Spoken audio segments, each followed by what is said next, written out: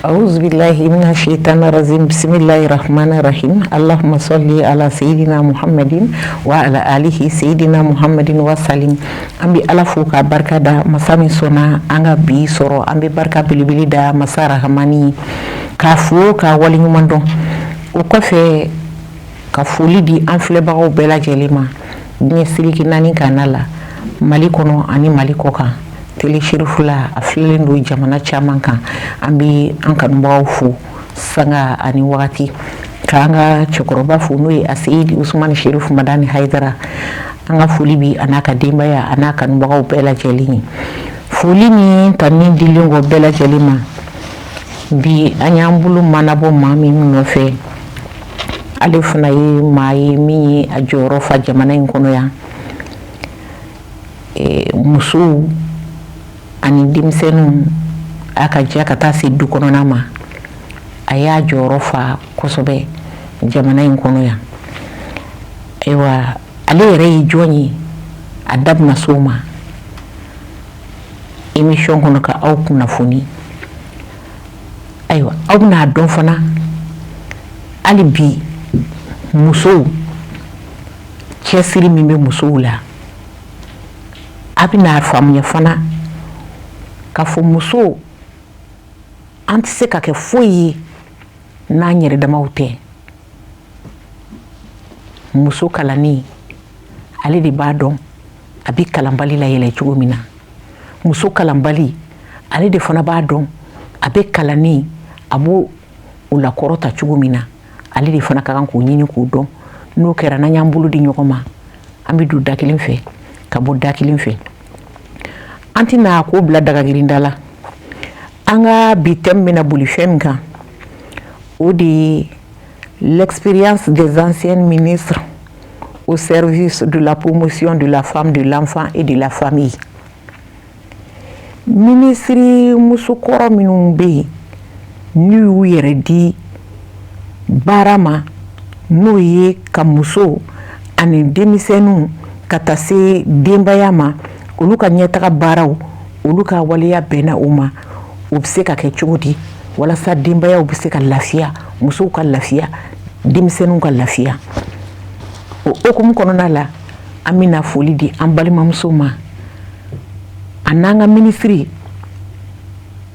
a b'a yɛrɛ ko fɔ aw ye aw bɛ se ka faamuyali sɔrɔ a kan cogo min na Madame la ministre Inugula. Mse Inugula Matu. Somogou du. Darasite. Kodi bashite. Bashishite. Mse. Aywa. Ministre muso jumandi. Okay. Matu yani nganda do kumana mbala me baga bela jeli fo ni wakati na.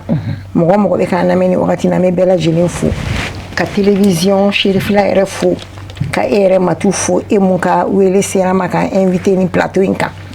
Ka kila ka haketo ɲini kɛ jama fɛ kuma ka gɛlɛ o kuma kɔnɔna ni kuma prokotolen bɔra an da kɔnɔ dawulin kama tɛ donc ne yɛrɛ tɔgɔ ye docteur Jakite Aissata Kassa Traoré ne muso ni denbaya ni du ministre kɔrɔ ye Mali kɔnɔ k'a daminɛ san 2018 ka taa bila san 2020 ne muso ni den ni denbaya ka ministre so kɛ nga ka kɔn o ɲɛ n ye baara caman kɛ ni muso ni denmisɛnninw ye n ka ONG hukumu kɔnɔ min y'o présidente ye bi ONG ASDAP Association de soutien au développement des activités de population donc ne ye ONG ASDAP présidente ye bi donc yan'o cɛ n ye ASDAP ka programme caman kɛ Kucala kɔnɔ san 26 a san 26 kɔnɔna na n y'a bɛɛ kɛ ni denmisɛnninw ni musow ni du de ye baara kɛ awɔ ewa an b'i fo i ka walawalali cogo ɲuman in na ewa ministiriya wagati ye jɔyɔrɔ jumɛnw de fa ok d'accord donc halisa an bɛ jama fo ka ministre o ministre kɔrɔ fɛn fɛn tɛmɛna kura fɛn fɛn bɛ yen n ka foli b'u bɛɛ lajɛlen n bɛ jamanakuntigi fo n bɛ gouvernement fo n bɛ bɛɛ lajɛlen fo ni wagati in na donc ni ko ko n ka ministiriya kɔnɔna na n'o ka sɔrɔ ni an ye gɛlɛya dɔw sɔrɔ i ye jɔyɔrɔ jumɛn fa n ye jɔyɔrɔ jumɛn fa minnu ɲɛna an ye baara minnu kɛ minnu ɲɛna donc jɔyɔrɔ ye fɛn dɔ ye ministre ye fɛn dɔ ye i bɛ fɔ dɔ kɔ dɔ bɛ f'i kɔ dɔ bɛ baara dɔ daminɛ dɔ bɛ na dɔ b'o laban dɔ bɛ baara dɔ daminɛ dɔ bɛ na dɔ b'o laban ko in bɛ ten cogo de la donc ne ka hukumu kɔnɔna na n'o ye san 2018 ka taa bila 2019 ye an ye baara caman kɛ an y'an seko kɛ mɔgɔ bɛ dɔ de kɛ donc o baara ninnu kɔnɔna na n'i y'a jateminɛ an sera ka programme de lutte contre l'excision an y'o yɛlɛma k'o kɛ programme national de violence basée sur le genre c'est-à-dire dantɛmɛ wale min bɛ musow sɔrɔ bingani wale min bɛ musow sɔrɔ donc an sera ka o bɛɛ kɛ bakuruba dɔ ye k'o kɛ baarakɛyɔrɔ belebeleba kelen n'o bɛ wele PNVBG o créé an sera k'o créé san 2019 kɔnɔna na o kɛra fɛn ye mun diyara Mali musow ye mun diyara bɛɛ lajɛlen parce que an bɛɛ hakilina ye kelen o kɔfɛ tuguni an ye an ka 8 mars la an garijɛgɛ diyara an ye minɛn caman sɔrɔ ka taa togodaw la donc an ye togoda musow fana équipé kosɛbɛ o fana sera ka kɛ ko ɲumanba ye bon an ka programme d'autonomisation muso ka dɔ k'a yɛrɛ ye an ye nɔbɔ fana na n'an ka programme fafe alisa fafe mun bɛ yen nɔ donc an ye nɔbɔ muso caman ye dɛmɛw sɔrɔ musow appuyera musow ye bayɛlɛmaw kɛ an ye minɛnw sɔrɔ ka di musow ma an ka projet dɔ fana bɛ ko projet Carité ne ka wagati fana na o projet Carité fana ye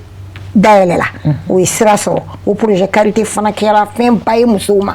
parce que minɛnw dira musow ma baarakɛ minɛnw dir'u ma moto taxiw bayɛlɛma fɛnw safinɛ dilan minɛnw fɛn caman u appuyera et puis hali minnu bɛ si baara kɛ u dɛmɛna a ko caman na donc o fana kɛra fɛn ye mun sera ka ɲɛ an bolo a bɛ wele min ma ko maison digitale minɛn dɔw bɛ i b'a dɔn subahana machine bɛ yen sisan nɔ musow i kalanna i ma kalan n'i sera a kɛcogo la i ka fɛnw bɛ se ka yiriwa a kɔnɔ i ka affaire i ka bayɛlɛmaw i ka tagaɲɛ bɛ se ka yirima a kɔnɔ donc maison digitale 2 créera Bamako kɔnɔ yan nɔ kelen créera Kucala fana kɔnɔ donc o fana kɛra fɛn ɲumanba ye mun ɲɛna kosɛbɛ bon an na wagati fana bɛnna ni fiɲɛbana in ye n'a bɛ wele ko Covid-19 Covid-19 épidémie ba de tun bɛ a wagati la mais n'i y'a jateminɛ a wagati la promotion de la femme fana ma to kɔ sensibilisation caman de kɛra an ye kitu caman tila mɔgɔw ni ɲɔgɔn cɛ an ni mɔgɔ caman de ye sigi ka kuma kɛ an ni muso leader ye sigi ka kuma kɛ an ni diinɛ ɲɛmɔgɔw ye sigi ka kuma kɛ an ni bɛɛ ye sigi ka kuma kɛ an taara mɔgɔw nɔfɛ f'u ka sigidaw la an ye tournéw boloda ka baroninw boloda mɔgɔw bɛ se k'u kisi bana in ma cogoya min na ka masques fana mun bɛ don nun na pour que virus in kana se ka don donc an y'o fana masque caman di mɔgɔw ma bon o kɔnɔna yɛrɛ la musow y'a jira k'a fɔ olu cɛsirilen don muso dɔw yɛrɛ ye masque dilan u yɛrɛ ye masque dilan ka an dɛmɛ k'a di mɔgɔw ma donc o n'a ɲɔgɔnna caman violence basée sur le genre dantɛmɛ wale min bɛ musow sɔrɔ bugɔli jugu bingani walew an nana an wagati bɛnna ni o ye ka sɔrɔ k'o kun waralenba fana don o fana na an ye sensibilisation kɛ an ye dɔ k'o kɔnɔna na an ye dɛmɛbaga jɛkulu an ye dɔ k'o kɔnɔna na an ye damakasiw kɛ an ye damakasi caman de kɛ an ye dɛmɛbaga jɛkulu ye damakasiw kɛ Mali kɔnɔ a n'a kɔ kan cogo min na an bɛ se ka dɛmɛ sɔrɔ pour que ka se ka dɔ bɔ o wale ninnu na mun fana an y'a kɛ o bɛ wele ko Spotlight programme lancera o wagati fana na donc an y'o sɔrɔ n'o ye ka yeelen bila musow ye n'i ko yeelen problème ba dɔ de bɛ musow da la u bɛ dibi la donc k'u bɔ dibi la ka yeelen d'u ma donc o Spotlight lancera o fana ka programme ba tun ye lutte contre les violences basées sur le genre donc o fana lancera wagati la a n'a ɲɔgɔnna caman Matu awɔ. Ayiwa an b'i fo k'i waleɲuman dɔn an y'o de fɔ mɔgɔ wele fɛn na min ni a ka kan musow an muso damaw an ka ɲɔgɔn dɛmɛ an k'an bolo di ɲɔgɔn ma o lafiya da o de b'i bonya an bɛɛ ma o hokumu kolen kɔnɔna la madame le ministre n'i ye jateminɛ kɛ fɛn o fɛn n'i b'a la hali n'i da ka sunɔgɔ tuma dɔ i bɛ gɛlɛya dɔ sɔrɔ a la n'i fari fagalen ma wuli tuma dɔ la a bɛ jouer i kan kan donc i bɛ baara la baara diya t'a goya sa gɛlɛya kumaba jumɛnw de bɛ yen i ye minnu fana sɔrɔ wagati min na i bɛ ministeriya in kɔnɔ. ok gɛlɛya kumaba minnu défi minnu kun an bɛ na kuma min na n'o kun bɛ yen nɔ n y'a fɔ n ka an ye baara kɛlen kɔnɔna na an nana ka na bɛn ni crise sécuritaire basigi kun tɛ yen kosɛbɛ donc o basigibaliya n'i y'a jateminɛ o fanba bɛ peser muso ni denmisɛnninw kan donc an bɛnna ni o basigibaliya o kun ye gɛlɛya dɔ ye deuxièmement an bɛnna ni covid bana in n y'a f'i ɲɛna donc covid kun warala kosɛbɛ fiɲɛ bana in donc o fana ye gɛlɛya ye an ye mun sɔrɔ an y'a sɔrɔ fana violence basée sur le genre o kun waralen don o kun cayara kosɛbɛ kosɛbɛ donc o fana kun b'an ka défis la relever donc musow kun bɛ ka dɔ kɛ autonomisation des femmes était une réalité mais c'était pas très très suffisante il fallait que dɔ wɛrɛ ka fara kan tuguni o dun tɛ se ka kɛ ni musaka tɛ donc musaka dɛsɛ fana kun bɛ yen n'i y'a jateminɛ département musaka man ca kosɛbɛ a baara kɛta ka ca ni musaka mun bilalen don donc musaka gɛlɛyaw fana kun bɛ yen nɔ donc voilà o n'a a ɲɔgɔnna caman awɔ. Ayiwa an b'i fo hali bi i ka nin walawalali cogo cɛ ɲuman in na ayiwa madame le ministre i ye ministriya kɛ fo ka taa kɛ ala barika la ala ye latigɛ don ala don min na i bɔra ministriya in na nka hali bi musow bɛ Mali kɔnɔ hali bi denmisɛnninw bɛ Mali kɔnɔ i nana ministriya la k'a sɔrɔ i n'olu bolo bɛ ɲɔgɔn bolo ayiwa i bɔlen ministriya la ne ko e y'anw nabila wa ou bien an bɛ ɲɔgɔn bolo halisa. D'accord Matu o diyara n ye an bɛ ɲɔgɔn bolo n tɛ se k'aw labila fasodenya ye fasodenya de ye bɛɛ lajɛlen jɔyɔrɔ dɔ bɛ jamana ka ɲɛtaga la i ka kɛ minisiri o i kana kɛ minisiri o i ka kɛ togodala o i ka kɛ duguba kɔnɔ bɛɛ lajɛlen jɔyɔrɔ bɛ jamana ka ɲɛtaga la ni bɛɛ ye dɔɔni kɛ dɔɔni n'i y'o fara ɲɔgɔn kan o bɛ kɛ fɛnba ye donc k'i ka question jaabi ma aw bila n tɛ se k'aw bila n y'o de f'i ɲɛna yanni n ka kɛ minisiri ye san 26 n y'o kɛ togoda la Kucala mara kɔnɔ Kucala yɛrɛ dɔrɔn tɛ ne ye Masina mara ninnu bɛɛ boli i y'a faamuya ka san kɛ ka Kɛnparanaw kɛ ka Kucala kɛ ka Sikaso kɛ yɔrɔ caman ne ye togoda dugu caman kɛ mais kɛrɛnkɛrɛnnenya la Kucala san 26 n ye chance sɔrɔ ka projet caman kɛ Kucala kɔnɔ wa bɛɛ tun bɛ ka munumunu muso ni denw na projet ye fɛn dɔ ye a tɛ ban i bɛ dɔɔni di mɔgɔ ma a tigi bɛ san ni dɔɔni y'u kɔnɔ donc halisa o baaraw bɛ ka kɛ ne ka baarakɛyɔrɔ bɛ Kucala halisa donc halisa n bɛ ka continuer Kucala yɛrɛ dɔrɔn tɛ hali Mali kɔnɔ yan nɔ ni n bɛ se ka n jɔyɔrɔ fa ko o ko la ni n welela ko o ko la ni n bɛ se ka dɔ k'a la n bɛ dɔ k'a ko la n bɛ ka continuer et pour la petite histoire sisan yɛrɛ n kɛra n ka ONG présidente ONG ASDAP n bɛ yɔrɔ min na i ko bi n y'o présidente ye donc ni mɔgɔ min kɔni ko ASDAP i b'a dɔn i kɔni ko muso ni denw donc y a aucun problème n bɛ ka continuer ka baara kɛ musow fɛ awɔ. Ayiwa o diyara n ye an b'i fo k'i waleɲuman dɔn o la ayiwa madame la ministre baara n'i ye gɛlɛya sɔrɔ a la don dɔ fana bɛ k'a la nisɔndiya dɔ fana bɛ na i la ne ko nisɔndiya ko jumɛn de ye e yɛrɛ sɔrɔ ko min bɛ to i hakili la fo ka taa se wagati min ma o ye nisɔndiya ko jumɛn de ye k'i to ministriya la. ok n'i ye ɲininko la o diyara n ye nisɔndiya koba caman ye n sɔrɔ a kɔnɔna na ni n baarakɛɲɔgɔn parce que bolokɔniden kelen tɛ bɛlɛ ta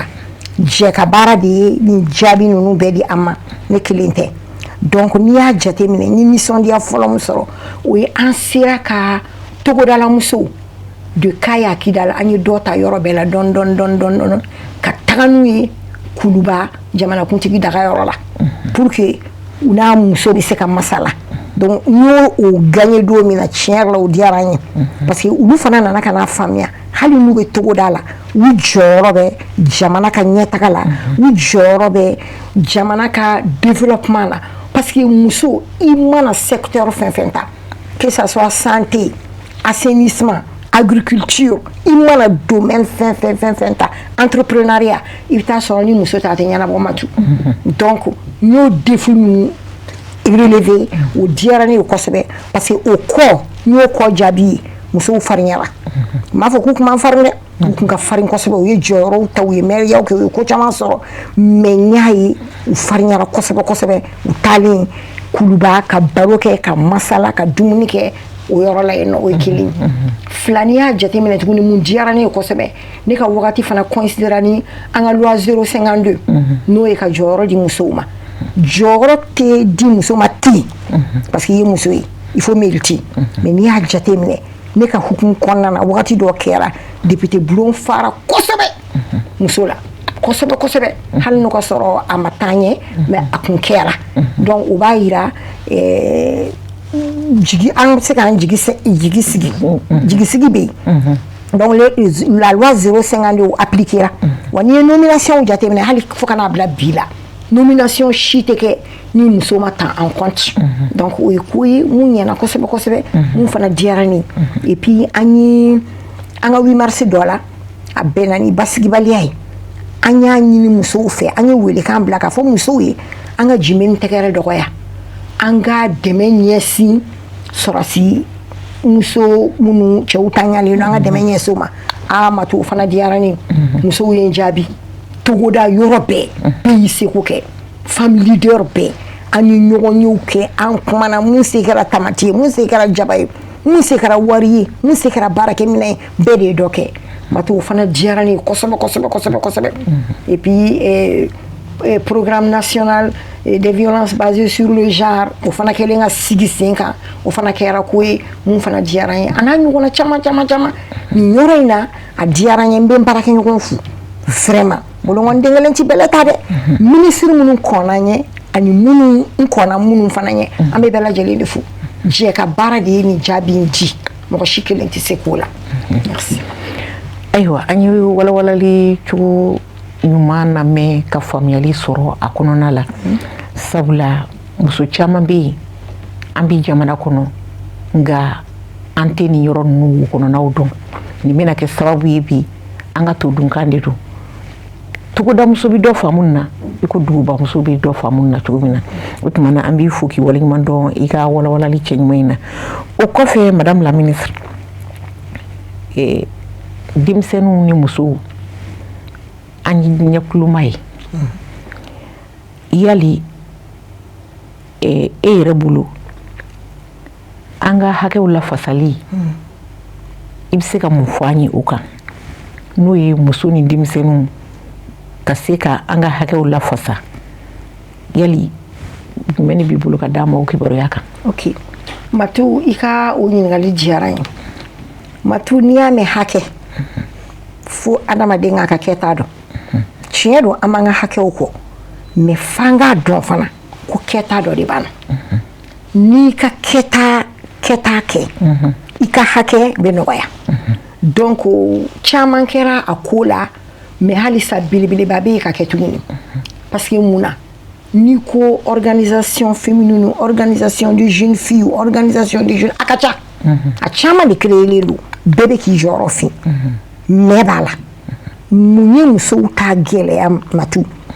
f'an ka ɲɔgɔn ku an ka ɲɔgɔn ku mɔgɔ bɛ kɛ hali n'a ko man di a bɛ baara min kɛ ni baara in ka ɲi e ka tugu a kɔ dɛ tugu a kɔ i b'i ka tata sɔrɔ a la o i b'i ka tɔmɔta sɔrɔ a la i b'i ka ɲɛtaga sɔrɔ a la mais o bɛ musow jɛ dɔɔnin dɛ Matu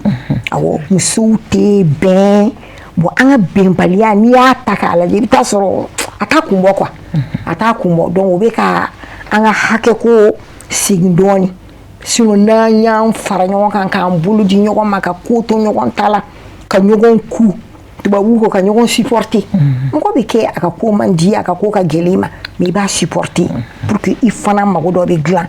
et puis ɲɛmɔgɔya filɛ nin ye bɛɛ tɛ jɛ ka kɛ ɲɛmɔgɔ ye dɔ a b'a bɔ a da fɛ a b'a bɔ a da fɛ mɔgɔ bɛ kɛ fana i b'i ka jamana développement assumer fo k'a ɲɛ ka baara k'i ka jamana développement na k'i jɔ i jɔyɔrɔ la ka sɔrɔ i tɛ ɲɛmɔgɔ ye Matu awɔ hali e filɛ mun na tan nɔ i bɛ développement dɔ la ni e fana ka kɛta ye pour que ka se ka jamana développer pour que ka se ka musow kɔrɔta pour que ka se k'u ka hakɛw n'u ka fɛn sinon hakɛw bɛ fɔ an bɛ journées célébrer an bɛ 8 mars célébrer an bɔra panafricaine na sisan nɔ y'a ye finiw bɛ kala finiw bɛ don thèmes bɛ sɛbɛn kuma bɛ an bɛ plaidoyer kɛ yɔrɔ bɛɛ la musow diɲɛ yɛrɛ y'o ye mais Matu ne y'a jateminɛ jamana o jamana musow sera ka organiser ka ɲɛ ka ɲɔgɔn faamuya mato jamanaw développer les nonne u taara ɲɛfɛ c'est vrai parce que muso hakili ye kabako de voilà donc c'est un peu ça ayiwa hali bi an b'i fo danti foli min na an y'o de fɔ bi ka ɲi faamuyali kɔni fo n'a y'a sɔrɔ i t'anw ka to dunkan mɛn n'o tɛ n'a y'a sɔrɔ i bɛ bamanankan mɛn ayi a bɛ komi i ye ji di maa min nɔgɔtɔ ma o kɔfɛ madame la ministre ɲɛtaga o ye musow ka haminako ye ayiwa ni musow hamina kɛra ɲɛtaga ye musow ka haminako belebele dɔ ye u denw fana ye ayiwa e yɛrɛ fɛ musow ka ɲɛtaga ani denmisɛnninw ka ɲɛtaga fɛɛrɛ jumɛnw de tigɛlen don walasa o ɲɛtaga yiriwali baara ninnu bɛ se ka sabati muso kelen kelenna bɛɛ lajɛlen ka kɛ i komi a b'a yɛrɛ fɛ cogo min na kelen a filanan jamana tɛ se ka taa ni sariyaw tɛ n'an ko sariyaw justice ta o ko tɛ mais i b'a sɔrɔ hali an yɛrɛ damaw ni ɲɔgɔn cɛ an bɛ fɛn dɔw sigi an ni ɲɔgɔn cɛ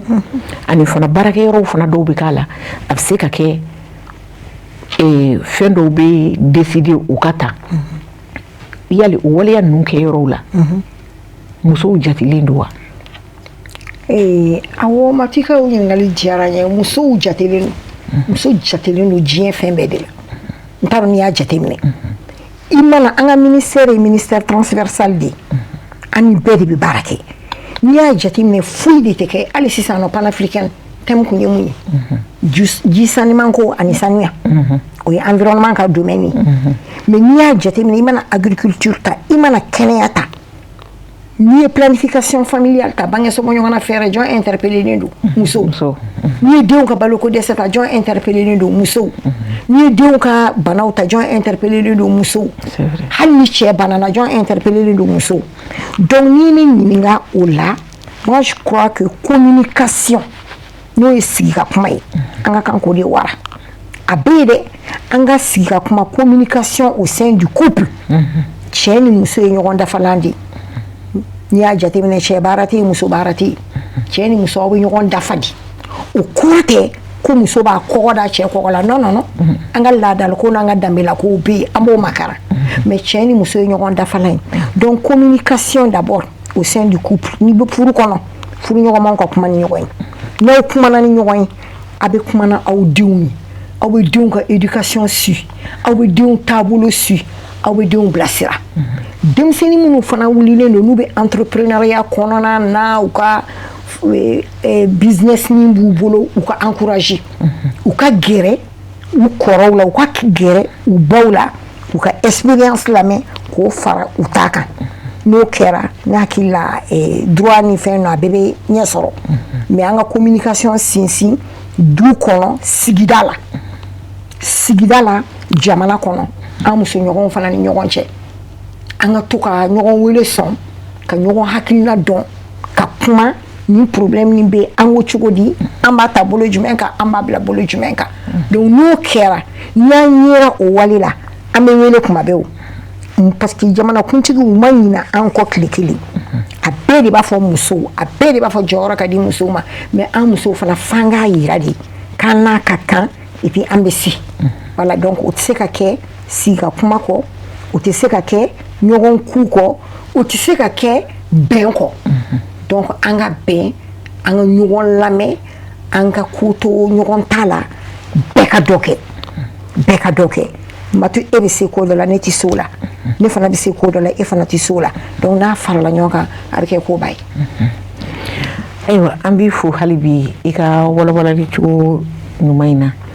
ayiwa i y'a yira k'a fɔ yanni ka na ministeriya in na i tun bɛ ONG kɔnɔ ayiwa ONG ani ministeriya wagati min na e tun bɛ ministeriya in na yali i tun bɛ ka ONG in na diriger hali bi wa ok wagati min na n tun bɛ ministeriya la n y'o de fɔ hali ONG kɔnɔ ne kelen tɛ se c'est une équipe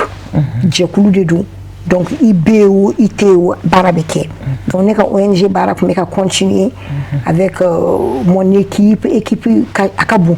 directeur exécutif bɛ yen comptable bɛ yen financiers bɛ yen administrateurs bɛ yen coordinateurs bɛ yen coordinatrices bɛ yen bref musow bɛ yen relais bɛ yen donc olu continuera baara fɛ parce que mɔgɔ kelen i tɛ se ka ne kelen parce que n taara ministère la ONG tɛ se ka jɔ n'o kɛra dɔrɔn baara ma ɲɛ a continuera fo k'a ɲɛ a kɛra ka ɲɛ yɛrɛ ka tɛmɛ wagati min yɛrɛ la ne tun b'a la awɔ.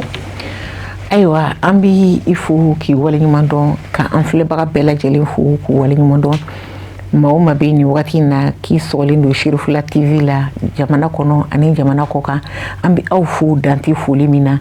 k'a fɔ nin ye émission tako fɔlɔ de tɛmɛnen tan aw ye min filɛ bi nin y'an ka émission tako fɔlɔ ye ayiwa hali bi ka faamuyali cogo ɲuman di aw ma aw ka se ka kumakan sanumanw jɛlen sɔrɔ k'a dɔn musow an bi baara min na hali bi an bi continuer ni émission ye ni Ala ye tɛnɛndon yira an na n'o bɛ bɛn tɛnɛ nata ma 17h30 a y'aw sɔgɔlen to Sherifula jabaranisow la